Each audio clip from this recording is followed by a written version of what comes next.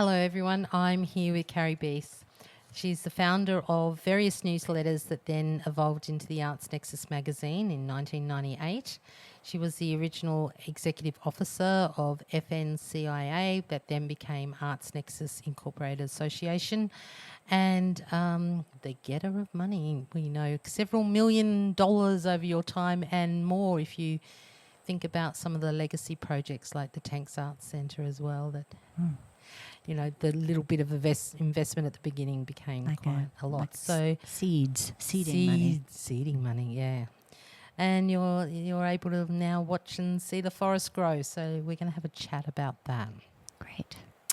Thank you for your time. Well, where do we start? Where, in your mind, you came across the ocean, found your way to Australia, found your way to Cairns. Even that's interesting. That's probably another whole podcast. And you found yourself in Cairns City Council working as an arts officer. And also with Mulgrave Shire at the time. That's this was all pre-amalgamation. Pre-amalgamation, okay. So that's a very important thing to note. So the area went as far as up as Kuranda, Mulgrave Shire and Cairns were the my official area, but demand from the community meant that I did. It was in everybody's interest for me to work regionally. Yeah. Collaborating. That's a nice word. Who'd have thought? I'll take this off now. Okay, so you got here. You were working in the council. How long had you been here for before that? In Cairns, I came for the job. So interesting. I had my interview, and it took them 6 months to actually contact me and offer me the position. Wow. So I was never sure whether they employed me because I was the last man standing. They gave all the others a try and they were, better get that. Where were you then? I was in Adelaide. Adelaide, and then you had to relocate to come here. Yes. That's quite a long way. They're very different environments. Well, it was very exciting. I was really looking forward to it. Mm. And I love this area, so I've never looked back. So you found yourself, you had been, I know that you're a classically trained guitarist and other things, so you've got an arts practice as well, is that right, would you say? Well, I was working for many years as a professional musician in South Australia, right. But then I went overseas and I was studying arts administration in San Francisco, and from that I took on the job of managing a deaf dance theatre company called Musign that was touring nationally and internationally, and I was doing that for 3 years before returning to Australia. Well, we consider San Francisco quite a mecca for contemporary arts now, especially with the association with the Burning Man Festival. They make a lot of things there. Oh. Yeah, there's another connection I've forgotten That's about. interesting. I didn't know that. I've modelled the digital working space based on models from San Francisco. Oh, so, well, it certainly was a very vibrant place for the arts at that time. Yeah. And very stimulating. There's a particular model that comes out of there, which I don't know if it was around when you were, but where nightclubs would give up their space during the day when they weren't operating to arts. So, because they'd have these big spaces and not people I using. think they did, and they were very supportive. A lot of them were. I mean, a lot of pretty famous people got their start in nightclubs in San Francisco. Mm. Our company, Musign, actually had a long stint in one of the main nightclubs in San Francisco. There you go. Yeah. So you went there during the day or at night as well? At night, yeah. Yeah, wow. So that's very interesting. So I'm interested in the spheres of influence as people arrive here and they bring obviously your experience and your knowledge. You found yourself in a very relatively small council but big region, like big aspirations at that time. What did you find? What did you find the sector like when you arrived? Vibrant and not shy. So I know on my first day there was actually a queue of 5 people in front of the door before I had my first hour in the job. So, wow. And people were really, there was a lot of entrepreneurialism in the arts, and people very passionate, a lot of talent across many art forms. And people were clamoring for support, and they were actually pretty clear about what they needed too. So that was helpful for me. I had a number of things I was contracted to do with part of the job, but certainly the artists in the area had a lot of ideas, and so it quickly helped me determine some direction for my own position. Yeah. So this burgeoning arts scene, were they locals, or they too had come from other places and found themselves here? Like, what do you remember about the who's who? Well, it was a mix. Yeah. So some people were longtime locals. They were several generation locals. There were also a lot of people who arrived in the area and were new faces. So it was an interesting mix of people. And that goes through to this day, really. It's quite a mix between born, bred, local, and people that find their way here and never leave. Yeah, So that's true. there's a lot of that, It's like a magnet here. Yeah, it is. And a lot of people talk about the tree change and whatever, but there's also something else that is hard to put your finger on. So what did you find in the general environment for the artists and arts workers to be doing? Like, were there festivals, events? Like, what was the scene? Well, at that stage, I have to say it was very fragmented. And there was very limited infrastructure to support making and presentation. So there was no art gallery. We had the Civic Theatre, which was a main hub. Cairns Little Theatre was operating then. But for visual artists, people were working out of their homes. There was a need for, studio space. There were a lot of people who were at odds with one another, lots of conflict.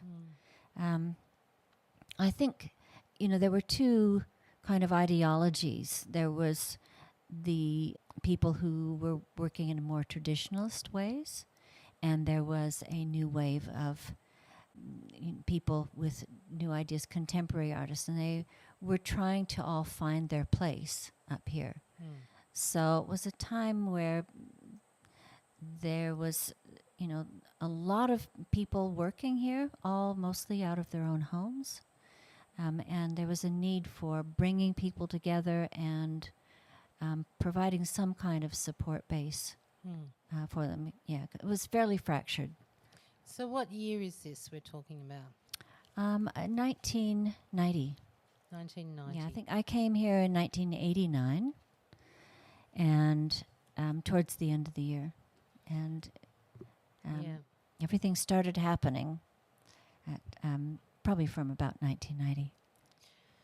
Yeah, so about then we're and then there's the story. So you're in the role, you're finding all these people, they're very, they've got big vision for the future of this region and how their arts are going to fit in there. Absolutely. Lots of very strong ideas.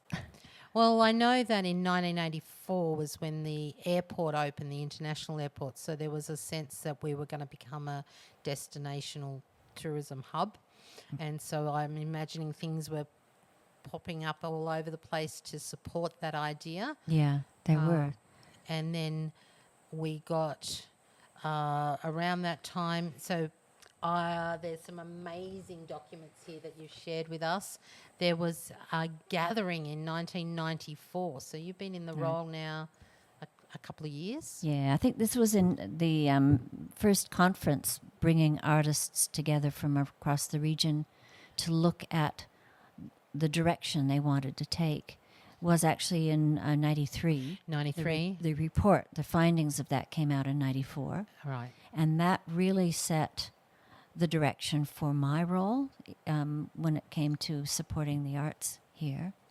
And it also became an important reference for funding bodies to legitimize the needs that people were expressing from this area.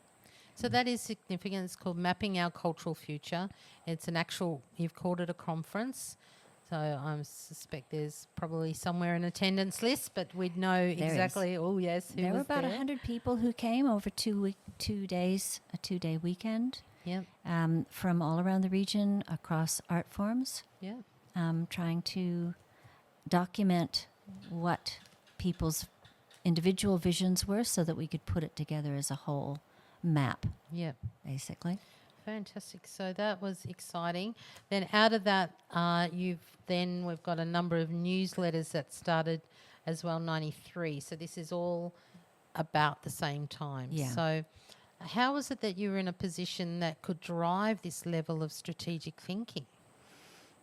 Well, I guess being in government gives you a lot of opportunity. Opportunity to attract funding, a lot of opportunity to input policy, and in some ways to set, in my position, to set my own direction. So really, once I had some indication, clear indications from the community what was needed, and we had that document from Mapping Our Cultural Future, I was able to take that then and start knocking on doors for money. Yes, which then leads me to another report that you released about this time. So this was a 1996, so a couple of years later. So again, building on the momentum, I suspect, that you've already uncovered. Yeah, well, one of the things that came out of the Mapping Our Cultural Future conference was the desire to develop arts business and arts tourism. It was clearly a theme, and it fits with this area because we're a tourism hub. So that then led us to think that we should actually do some research and document, well, what is happening? Is there actually an industry here? What's it worth? What does it include? What are its needs? And so we contracted Bill Cummings, who was an economics expert in Cairns, to do research across a number of industry areas. So a big part of that was developing the brief so that it would give us the picture we needed. And it clearly indicated that this region stood out in Australia as a major arts hub, even though it's a small population. And almost 30 years later still. So amazing work. So this baseline study has been repeated now twice. They've basically done it 10 years and then 20 years later. So that's kind of amazing. So having the first one allows for the next one and the next one to build on it. It's probably time for a new one. One kind of legitimizes the need for another. Yeah, definitely. And I know Bill is also a preferred supplier for these things, so he would be listened to, I suspect. His work would be respected. He was well known and was doing consulting work for the council already. Yeah. And so it made sense because there was a need to put arts on the agenda of government. Yeah. And so Bill actually was instrumental and that research was instrumental in doing that. And it also led to many new doors of funding to open for the region that went way beyond the traditional arts funding. So this period as well, so we're talking 94, 96, so a couple of years apart. In the middle of this, you move over from managing the youth arts facility over into the Tanks Arts Centre. Can you tell me about that day when you climbed over the fence and discovered? I kind of think of The Secret Garden, the book where she hobbling. It was a bit like that, I have to say. No, after renovating and getting the Grafton Arts Centre in the city operating and doing pretty well, I was approached by the city general manager at the time to go and have a look at the tanks. Council had purchased the tanks, And the original intention was, I believe, to extend the Botanic Gardens, but there were some impediments to that because the tanks are very highly reinforced concrete, and it wasn't going to be a small task to remove them. So I was invited to go have a look, and as you say, we donned gumboots and overalls and crawled up a little ladder and dropped down with torches into the oil. Oh, yeah, they were still filled with oil from the World War. Not filled, but there was a lot of oil residue, probably, quite a bit of oil, but just left over. Yeah. But that was amazing. I just fell in love with them, in spite of all of the oil and smell. The grunge and the smell. But you could just see what the potential is. And that's something I think, all the people that eventually got drawn into its development over the years, all the volunteers, all the other people, you just walk in there and there's just some magic somehow. Just inspires creative thinking. It's crazy to think where they came from and what they serve the purpose of to now when you walk through and it's a gallery. It's one of the best known music venues it's renowned in the world. People talk about it, and certainly it's been held up as a premium venue.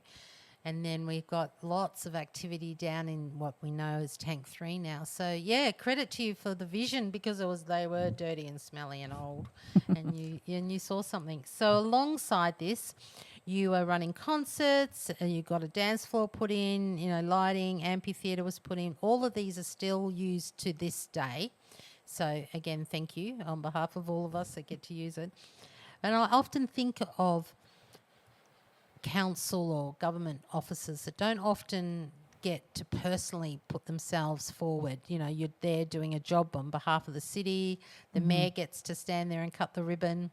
But you must have felt some sense of pride as it was evolving and became open. You were there for the opening in 93. Oh, yes, I was. You can't help. I feel proud of it, yeah. So I guess... and I am very happy that it has become what it is now. It's kind of fulfilled my dream. It was kind of a tough road, but it's been a great outcome for the community, I think. Oh, incredible. I mean, the Carnival on Collins, all these events that happen there now, big family gatherings. It's, very special. I think of the guys who used to who would have laid the concrete for the oil and what they would say. I can't remember who. I had been told who actually built it. I think possibly the American servicemen may have been involved in the actual building of it. I'd have to look that up. Oh, that'd be amazing to think that then out of the blue comes a creative American who then lays your layer of vision on. It's just these international connections. It's amazing.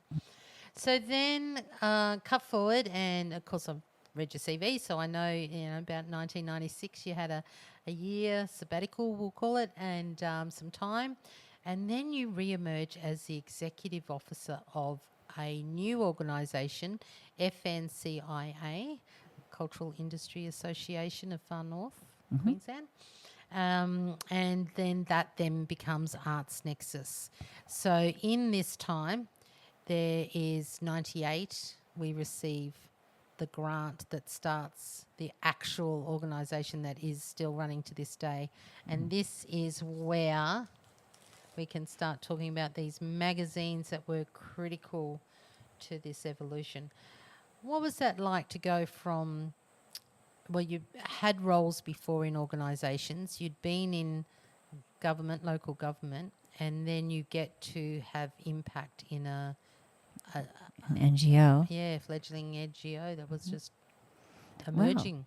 Well, it was very exciting to be involved in the evolution of Arts Nexus, the organisation, and all the things that have grown out of that. It was, and the formation of that company in its own right was the fulfillment of a need that had been expressed way back in the Mapping Our Cultural Future Days. Yeah. There's clearly they wanted there. You'll see in the recommendations that an arts body that's at arm's length from government was a recommendation. So it was wonderful to see that objective fulfilled.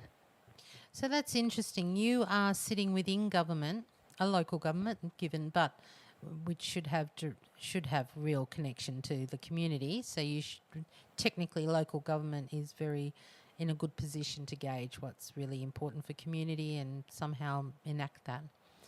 And then you are part of this movement, again, with the magazines we'll go to in a moment. I'm imagining that there must have been some other key drivers around you as well for you to see that this non-government organisation was going to fulfil these objectives that had come out of the cultural policy writing of the council. How does that work? Well, absolutely, you're right. I mean, there were quite a few people involved in the formation of FNCIA and then ultimately Arts Nexus. There were a number of key people that were invited to a meeting hosted by I can't remember the name of the economic organization that... Critic, I think. Yeah. Yeah, that's... Only because I've read the article in the magazine. Okay. Yeah, I'd have to... This is dusting out some cobwebs. Sure. But there were some of the key drivers from Jute, from Kick Arts, and a number of other organizations and from the regions that we invited to the first meeting that became FNCA. So it was by invitation, but they were strategic movers and shakers in the arts. The Regional Economic Development Strategy for the Arts Industry. So, here we go. Department of Business, Industry and Regional Development. D-Bird, that's what it was. D-Bird. Yeah, D-Bird. So it's interesting to me that how these things form and the alliances you have to put in place, the meetings. This is the bit behind the scenes nobody really gets. The level of conversations and advocacy and meeting. They don't just meeting. pop out of the blue. There's a lot of footwork that goes into making that happen. Yeah, I suppose that's my personal mission, is for people to appreciate that. You don't just toss the babies out with the bathwater, as they say. Every time there's a new government put in place or leadership, they lose some of this community-driven. So I know this now because, as you know, well, you know more than anyone because it began with you, but the Community Arts News began back in 1993. Actually, March 93, I can tell. And I can see that just from the content, the importance that you're placing here on promotion of what people are doing, but also reporting this evolution of the arts sector alongside you having these strategic gatherings, also consulting. You're gathering money to do things like a baseline study. You've attracted funds for a consultant to come to then do another consultation, the creative lots Cairns. Of building of foundations, basically. But the newsletter at the time was intended to try and galvanize the region's voice. And that was something that was lacking. As I mentioned before, things were very fragmented. And the newsletter was something that everybody who was interested could use to communicate with one another, express their points of view, talk about what they're doing. But it also, we circulated that from the very early stages to a much wider audience. So we didn't just circulate it to people locally who put their hands up. We actually sent it to the state and federal agencies that were key. We sent it to the funding bodies. We sent it to other arts organizations, interstate. So we used it to start broadcasting. Hey, we're here. This is our region. This is what we do. This is who we are. So it was a very political initiative. We not just to give local people a voice to one another, but to speak out of the region, which was a big thing in those days, and also to develop a database so that we had some muscle. We could say, these are the people here. We eventually had a database of about 3,500. Wow. And that gave us a chance then to be able to say to funding bodies and other policymakers, we count for something. And we are better able to communicate with you, with each other, and to people outside our region than just about anybody else in most states. Well, it's evidence, isn't it? You can't deny it when there's a photo and it's black and white. It's in black and white, or it's in stone, as they might say.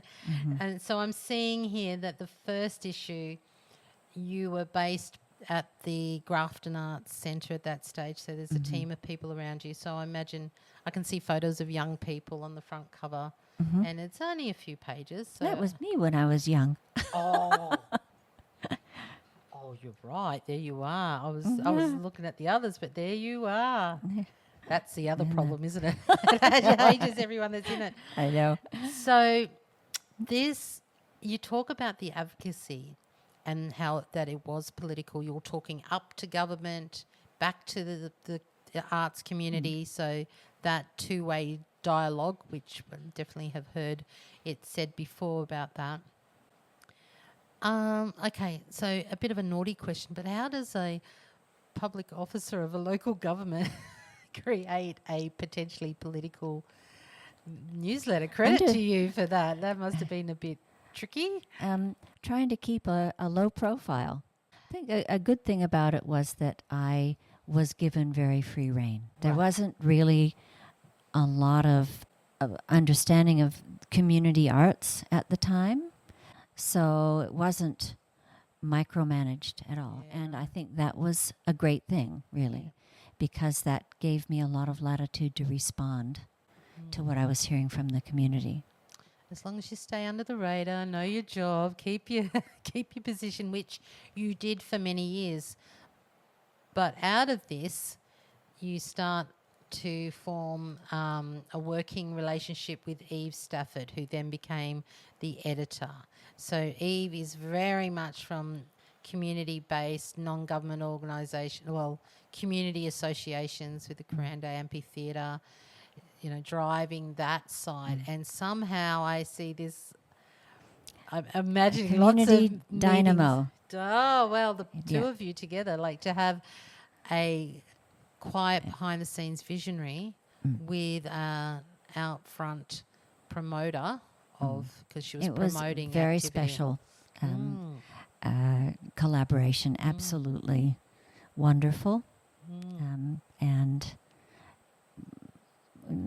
I don't know if it's unique, but we were very lucky. It was just to me, I think looking back, I think it was a remarkable collaboration, and it made a huge impact in terms of advocacy, policy development, and in promoting the region and drawing in support for artists in the region. Yeah, it may not be unique in that I'm sure it's happened before, but it certainly was instrumental, and certainly I can see 30 years on, 30 or more years on, the final outcomes are still here, and I'm certainly one of them. So thank you for the work I've had because of it. But I can see here there's a couple of mock-ups. You finally decide on a layout that is, you've got a content list here, so you're very clear from what I can see.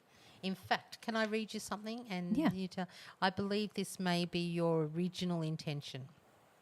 This is going back to 1993, and it says that your goals were to provide a self-help resource, information, put people in touch with each other, invite participation in decision-making which affects our region, keep you up to date on what's happening locally and generally highlight the remarkable diversity and scope of arts activity in the far north. Please keep in touch. That's a nice ending.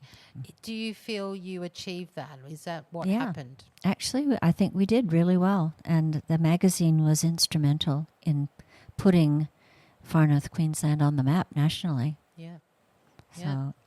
So we go into the magazine and we can see definitely what started in number 1, but we get into the magazines and the content list, it's fairly consistent. So by this stage, you are the manager of Arts Nexus and the magazines are still happening. Mm-hmm. Yeah. And so we start seeing, there's the Cultural Summit again. So some of these, the timeline is revealed through these articles. And certainly you can really see an example, a case study of how to evolve an association with the network coming together through this magazine. Mm-hmm.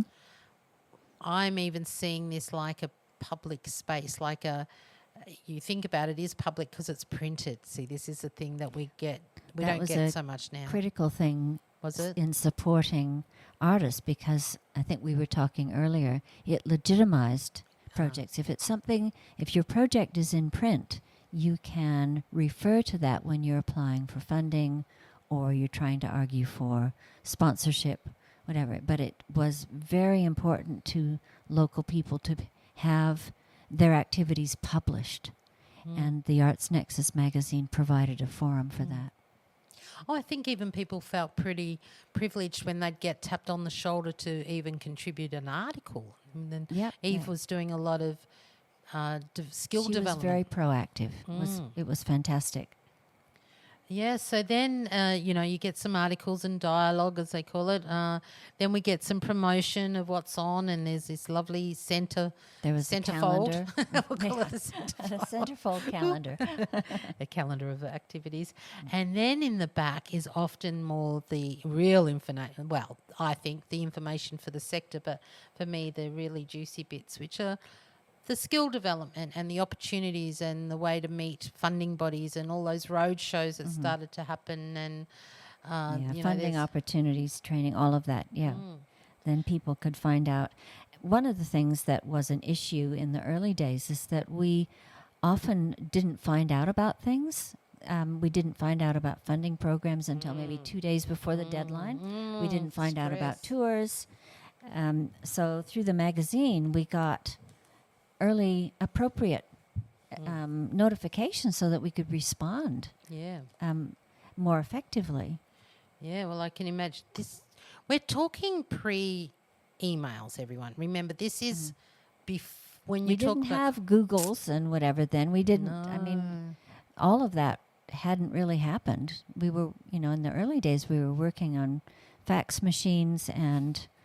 photocopiers. Yeah, and that's as long as the piece of paper from the fax machine didn't end up accidentally on the floor and actual in the bin. Telephones, landlines. Speaking to people. Oh my gosh! So I'm very impressed, having read now a lot of the magazines. One of the very first projects of FNCIA was actually to purchase 10 modems, so all the arts organisations here could even receive emails from Brisbane and that was national. Eve's brainstorm. It was fantastic, and that the modems were provided for periods of time to key players, and they were circulated so that part of it the whole thing came with training, so that people were taught how to use them. That was the other thing, and it was circulated so that we tried to get those skills out into the region.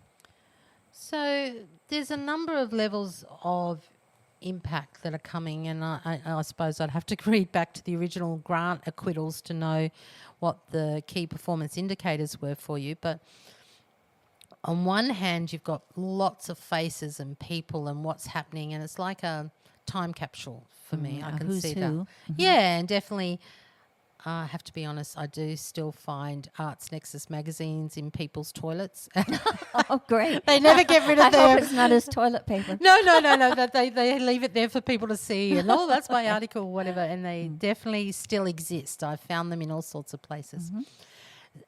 And so I'm interested in understanding from your point of view, you intended it to be an advocacy tool to speak up to government and back down to the community, or across, not up and down, but across, attracting funding. And, you mentioned about being a voice for the region and a platform. We talk about that a lot these days now that we're digital and we can do that like in an instant. But back then you couldn't, right? You had a flyer, put it on a window at the local shop. That's right. Phone Posters, a few friends. all of that archaic stuff. Yeah. And the magazine, of course, now people would just look things up on Facebook or something. You'd have a Facebook page. Yeah. So part of the tricky bit with the magazine is you had to continuously find money for printing.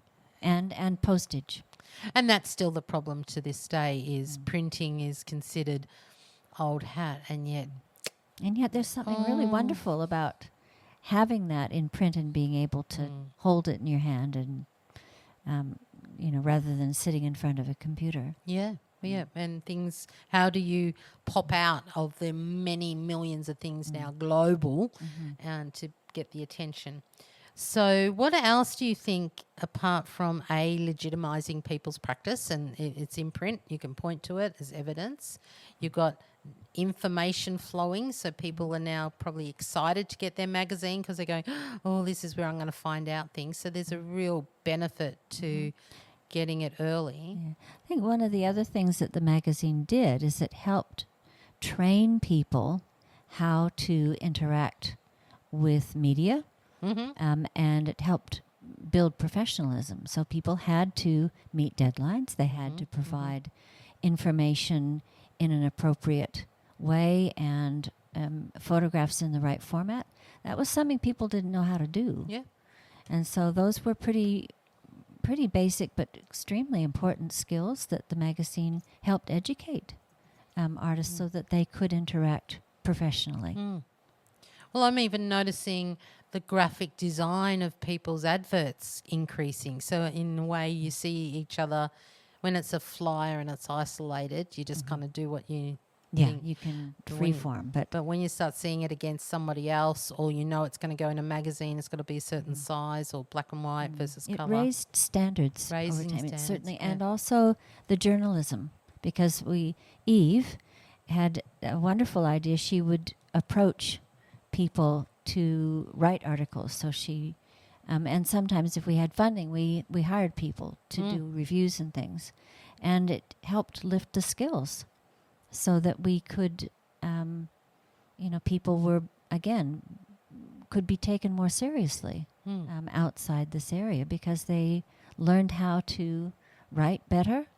There were people who learned how to do reviews. That was something that there hadn't been really an opportunity for, except maybe through the Cairns Post, which, was good, but it was limited. Yeah. And from a journalist's point of view, rather than a peer critiquing, which is a much more considered approach. Yeah, it's a different point of view. Totally.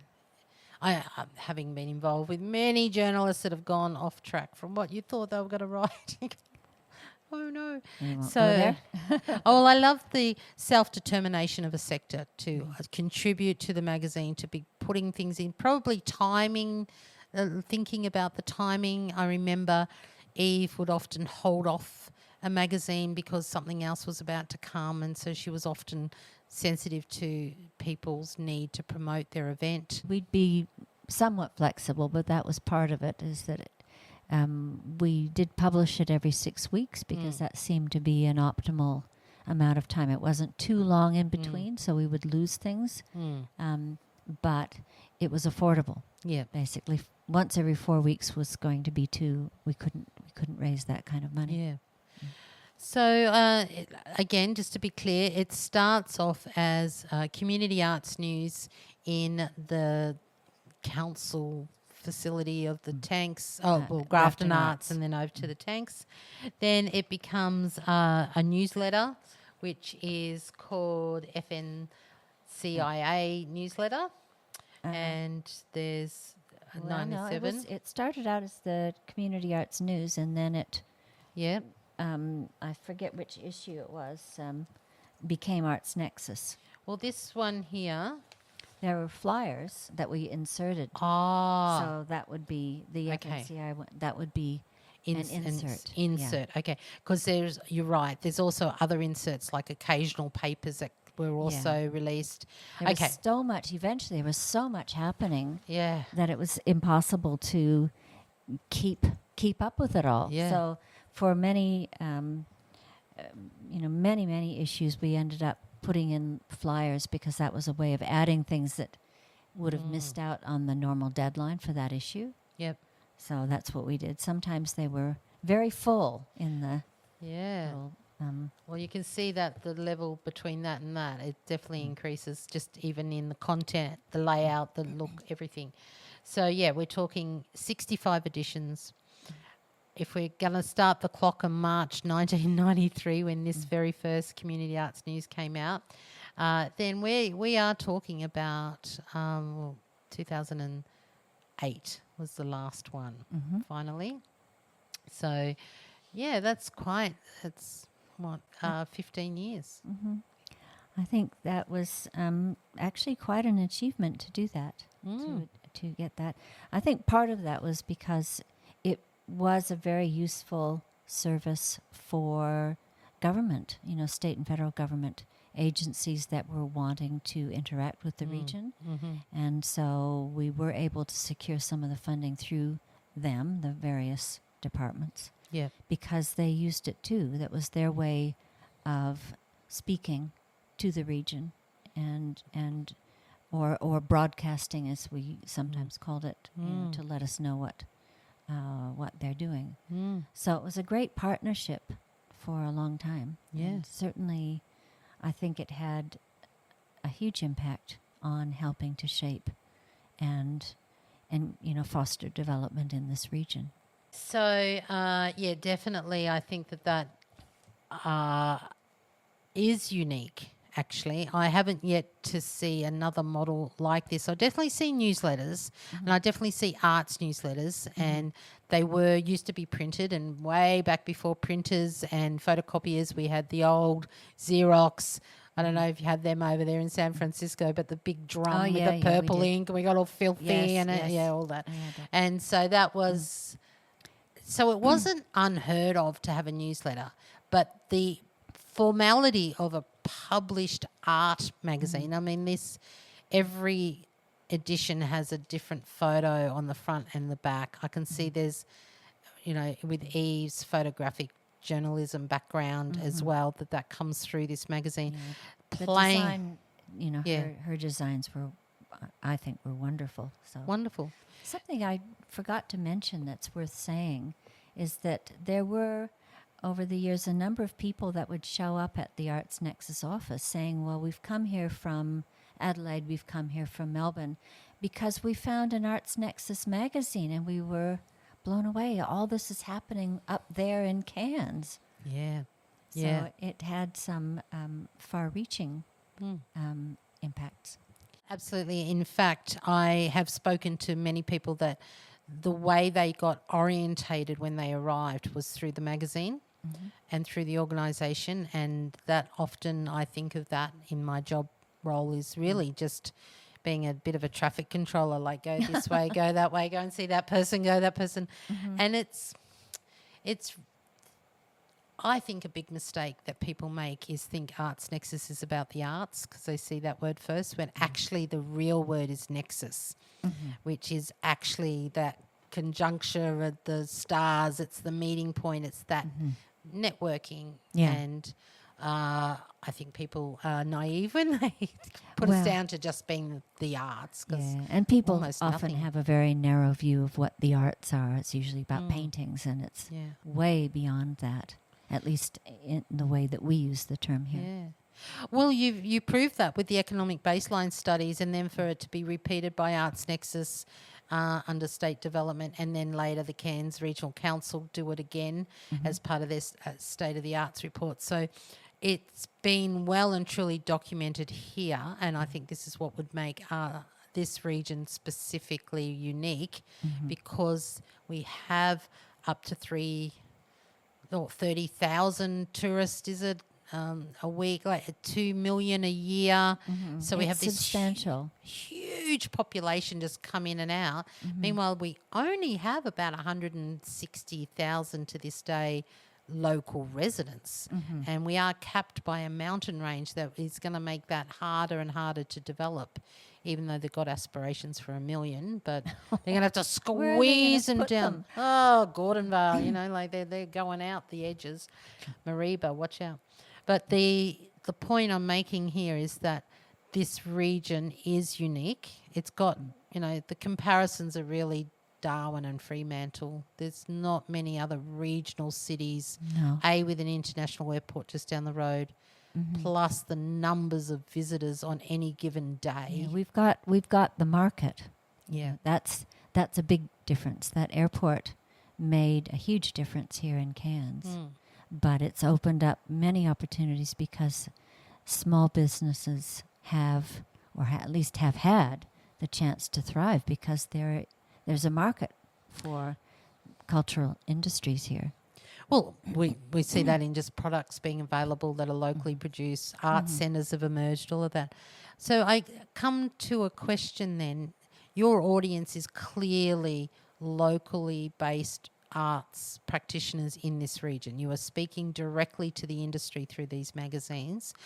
I can see there's interesting articles and previews and information about what's on, but the majority is really talking directly the sector to the sector. The dialogue is very direct, and yet it's in a context of a tourism context. Like, this is an interesting line you walked between who your target audience was, who would have been reading, and I'm interested because I think there's probably a lot of people that chose to move here because they read that magazine and went, ooh, all that's happening up there. So did you have that in mind, who your audience was and whether they were the sector or visitors or potential? That, again, was a strategic move. No, It was? That was not a mistake. We intentionally, from the very beginning, we mapped out key organizations across Australia that we would send that magazine to, unsolicited, but they had the option to not get it, but usually we got an enthusiastic response. And we did that on purpose from the very beginning. Well, from the beginning of Arts Nexus Magazine, not the Community Arts News. Yes, yep. And the intention was to say, hey, look at us, you know, put this region on the map. So while we were talking amongst ourselves locally, that magazine went out way beyond the local region. 3,500, that's a big mail out. Yeah, and that was researched and selected strategically to get this area on the map. And we talked about the design. It is obviously not just from a money point of view, but to stay in the black and white genre with a proper print. Was it printed here? Yes. Yep. So locally, not outsourced or internationally. No. It was It was local. printed here. I know the graphic designers were local as well that did come on board at some point. Well, through the print house to get it to work as a print, because you can't just go from a Word document, bang, and print it at the publisher. Well, So Eve was the designer whiz. yeah. She knew all about that. So Well, we had another one, Bernadette Kernuck, who stayed with Arts Nexus for 16 years as our graphic designer across everything. And still to this day, she'll do sneaky little jobs for me. But, there are people around it that actually are instrumental in it happening as well. I appreciate that there was, I can see lists and lists and lists of names, and these people still exist. How much do you think this magazine contributed actually to their personal success? They may not acknowledge it, but what do you think? Well, I think it was important. It wouldn't have been the only thing, of course, but it certainly was a contributing factor, and people did rely on it. I think that word legitimize is crucial. In the very early days when people are starting out, it helped to give new and emerging organizations validated them, and I think that was really critical. I mean, they've gone on to do many other things since then, but those first few steps, I think the magazine was pretty instrumental for many of the organizations that are, very well known now. Yeah. Fantastic. All right. Well, Carrie, thank you for your time. I really appreciate that. In your beautiful home with another rainforest backdrop. This trip down memory lane, I'm going to be dusting cobwebs out. Look, I really appreciate that, because it's not an easy thing to do, is pull things out from an archive and dust it off and talk about it. But I'm very excited about being able to honour that history, and thank you personally. Thank you. So, It's been fun talking about it. thank you.